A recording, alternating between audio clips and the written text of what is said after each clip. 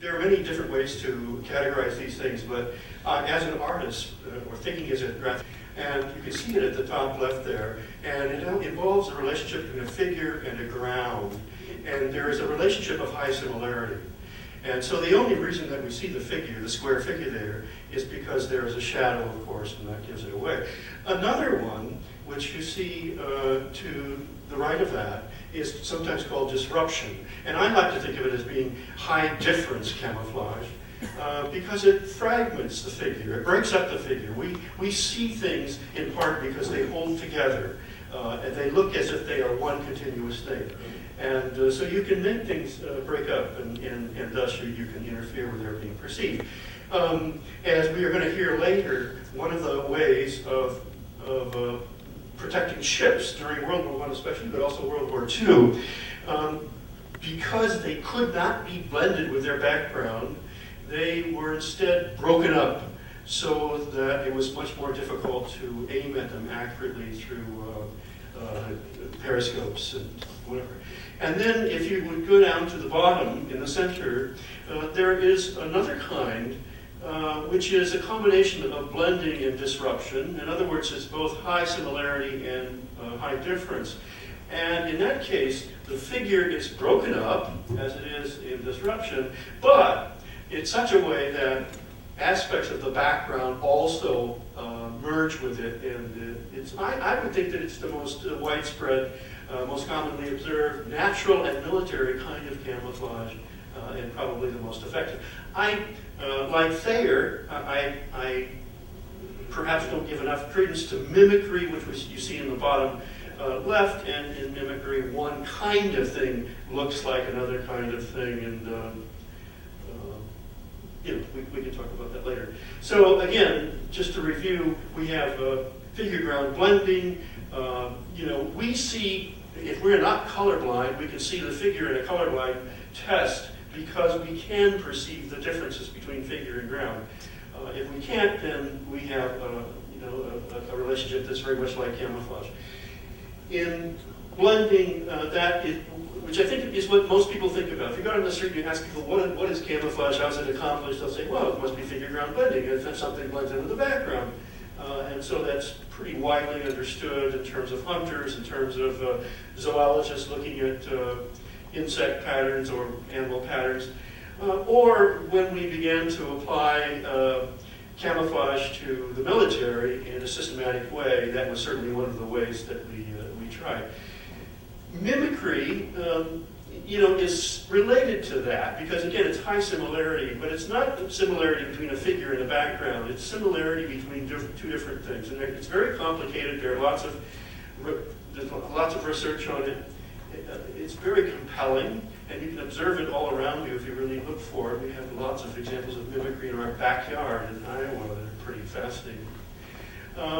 And then the other two, which are less well known, but are becoming more and more known, the ones I mentioned before is disruption, and I think you can see examples of that, sometimes deliberate, but also in nature, and then here again there's an example of a dazzled camouflage ship from World War I, right there. This thing called coincident disruption, and I should say that is not my term, but it's the term that I applied to it. It's a term actually originated by a zoologist, British zoologist, Hugh Picot, and I find that it's a pretty apt term for this because there is a disruption, but there is also the coinciding, the merging of the fragments of this disruptive process. And I'm just going to show you some, in the interest of moving ahead, I'm just going to show you some examples of that and not talk about them. Essentially, interest in natural camouflage came to a head in the 19th century. In large part, it happened because of the controversy surrounding the publication of Charles Darwin's theory of natural selection, and certainly Thayer was one of the people who was interested in that. And then I think, to my mind, his real contribution, his real invention was that he realized that parallel techniques were used in camouflage, natural and military, and in visual art. And that's when he began to say that artists had special knowledge of camouflage, not scientists, it was artists who had it. And that's really essentially what he tried to explain in perhaps language that was not very diplomatic in concealing coloration in the animal kingdom. Here's a portrait of him in 1918, and his first discovery, and I'm not going to go through all of his discoveries, I just want to show you a couple of them. One is counter shading. That was the first thing. This really started all of this off, and it was his first great success. And he realized in the early 1890s that there was a reason why so many animals that were active during the time during the daytime had white or lighter underbellies and gradually grew darker toward the top. Now, how did he know that? Well, because he had been trained as an artist, he knew it in part, and knew it very well. He knew that human beings' brains are built in such a way that they have what's called today a top-down lighting bias. We are built with a default on our brains. We all are, worldwide. And if we are shown something, we automatically default to the assumption that the light source is coming from the top. I don't think we know why this happens, but there are many, many demonstrations of it, and neuroscientists today are talking about it quite a bit. Here's a demonstration of it. We have two images that are exactly the same image. They are, except that they are upside down to one another. So in the one on the left, the light is coming from the top, and it looks like it's coming out from the surface. That it's, and in the second one, the light looks like it's coming from the bottom, and it looks like it's concave, that it's going in. Now, we know this in part because we use the second technique, lighting from the bottom, when we want to create effects like Dr. Caligari and other horror films, because it makes things look very unnatural, and it's very disturbing, whatever. So, he knew about that, he realized it, other people had talked about it, but he was the one who really took it further. And if you look at this drawing, which by the way is by Solomon, J. Solomon, who was the first British camouflage artist who headed the camouflage unit there, you can see that here we have something called shading, which you and I all know about in part because we every day use it whenever we go into a computer program, and we use drop shadows. That's what drop shadows are. They are shading, and they're drop shadows because the shadow's at the bottom, right? And it's all responding to this tendency that we have. And you see examples of shading up there. So Thayer's discovery was that, that's why animals are lighter at the bottom and they grow darker toward the top, because they're out in the sunlight and the overhead sun is coming. The overhead sun is creating shading, and the coloration is creating counter shading. And they're canceling each other out. And for a fraction of a second, just long enough, because what does the animal do? It freezes. Because movement is the great spoiler of camouflage, right? It freezes, and for a moment out in the woods, if you've ever been out in the woods, it's pretty hard to see things out there, even though they're there, and it makes the animal look less solid, less substantial, less volumetric, and flatter. So that is what counter shading is, and that's the great value. It was accepted widely at the time by scientists and non-scientists, and it's still widely accepted today. Now, what he did when he thought he found something is he didn't replicate it or quantify it in the way that we expect scientists to do today.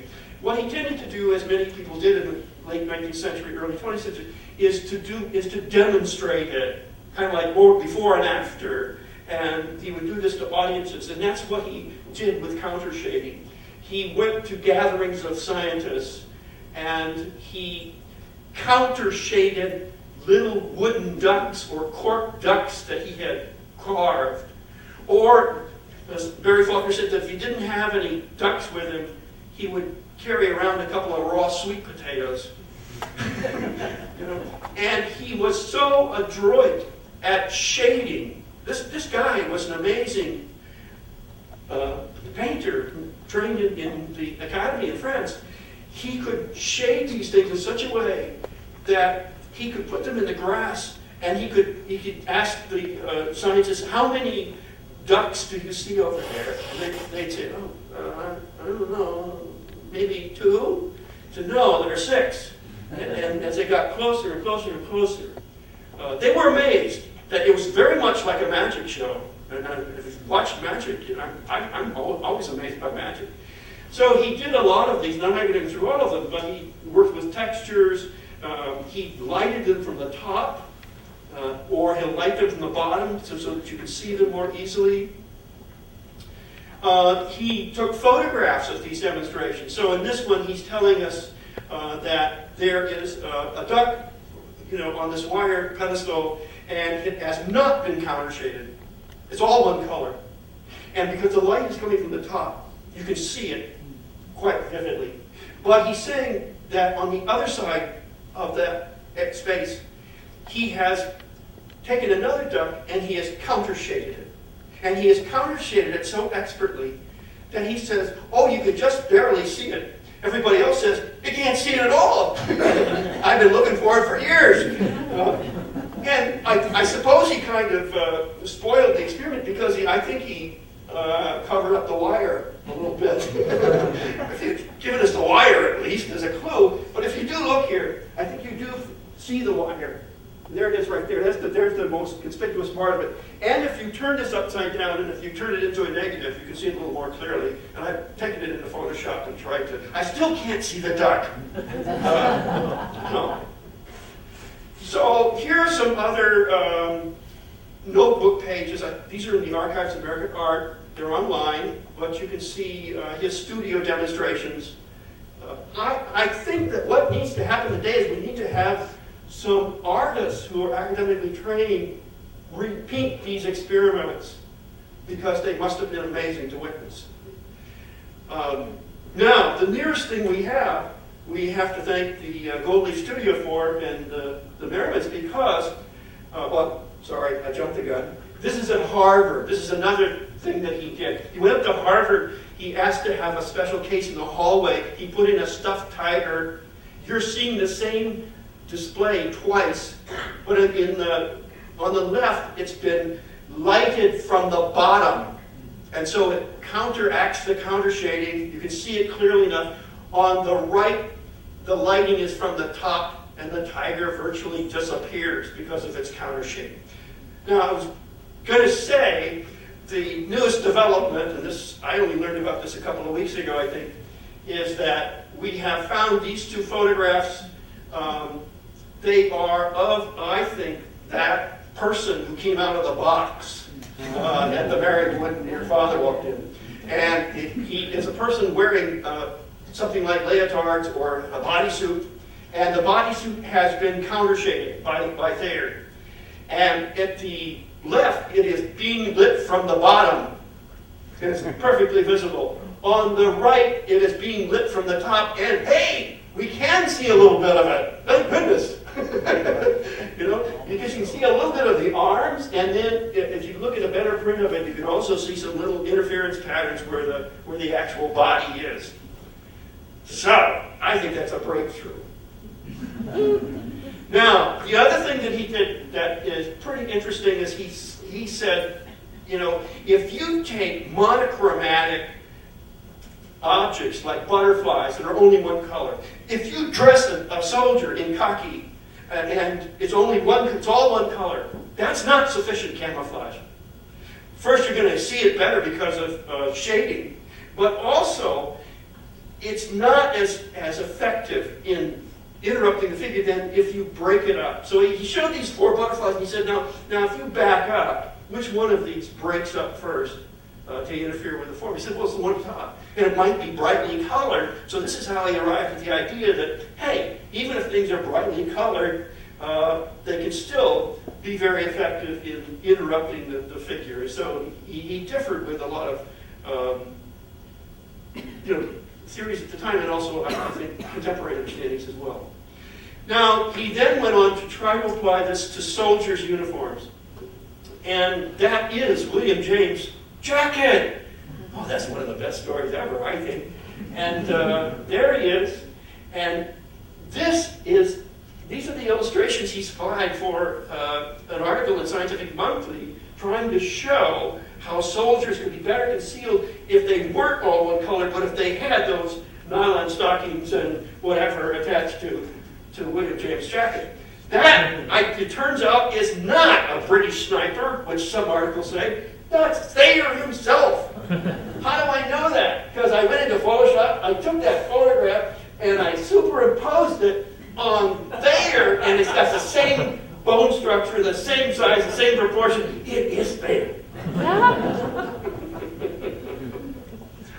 Yeah, well, you've seen in the exhibit, you know some of these things, and some of these, well, these are just wonderful. He's used silhouettes, and he did this in part because he said, hey, what if a person is out there and they don't know how to camouflage themselves? What are they going to do? He said, well, all they have to do is cut a little silhouette out of a piece of paper and then hold it up to the air, to the environment that they want to hide in, and there's the pattern you should use. So this was part of that. This was part of the proposal to the British Army. These are these marvelous, marvelous kind of paper doll experiments with silhouettes and fragmentation patterns. And then he went on to apply those to ships. And if you remember, anyway, he's saying, just like he did with the butterflies, hey, maybe we can get better interference by breaking things up rather than having a monochrome. Now, you have to remember that the chief concern at the time was about camouflaging ships sufficiently so that they could not be accurately targeted by U-boats who are observing through periscopes that can only come to the surface ever so often, because if they do, they leave a wave so that you can tell where they're at. They can only stay up above surface about 30 seconds, and in that time they've got to calculate all sorts of things about where that ship is going to be by the time that slow torpedo gets there. And that's what they depended on. I can't go into it, but lots of people doubt that it worked. I don't doubt it. I think that I have proof that it was done, proof that was tested at the time. So we have all sorts of surviving examples of those. Simon is going to tell you about that because he curates many of the models. And also, at the Rhode Island School of Design, just a couple of years ago, they discovered that they have 450 surviving colored lithograph plans from the U.S. Navy. They were used on merchant ships. This is one set, because they did the two sides as differently as possible so that the U-boats couldn't anticipate what they were doing. And then finally, coincident disruption, which we've talked about before. I'll just show you these examples. This is one of the duck paintings, which Richard Marion's father did, which is right here. A really beautiful painting, but it shows you that not only is the duck broken up, but also there is this coincident merging with aspects of the background. Now, to demonstrate this, he did these wonderful models, and I don't think they've survived. I could be wrong. I wish we could find them, because I believe he made them in multiples, and then he and Gerald made them in multiples, and then they took them around to museums in Chicago, Cleveland, Pittsburgh, wherever, and they did talks. Gerald did the talks, and I believe they left the models with the museums for permanent display. I believe, I don't know of any that have survived. But too bad. But you can see what he's doing. He has painted a scene here, and this is a hinged door, and on that door is painted one of these birds, but the other one is a hole, a silhouette, and that bird is hidden in this landscape. So only when you close the door do you see the second bird. And he did that a lot. There are lots of examples. There's another one below that. And then finally, the thing that I think may be one of the greatest demonstrations to have come out of his and Gerald's efforts is this absolutely magnificent tiny watercolor, which is now in the Metropolitan Museum of Art, but Gerald Thayer's painting of a ruffed grouse in a woodland setting. And he's trying to demonstrate, he's trying to show how this bird's body is broken up. And yet at the same time, there are these interconnections and this flow between figure and ground, assuming, of course, that the bird remains frozen, at least momentarily. This is a huge, wonderful, rich, interdisciplinary field of research and understanding, and I've scratched the surface myself, at least for my own purposes, but there are all kinds of other people here who have taken them into other directions. And I hope you, continue your interest in it. Ari once asked me, he said, if we do Thayer shows, what should we exhibit in Thayer shows to show his genius? And I said, well, one thing for sure is I would exhibit his handwriting.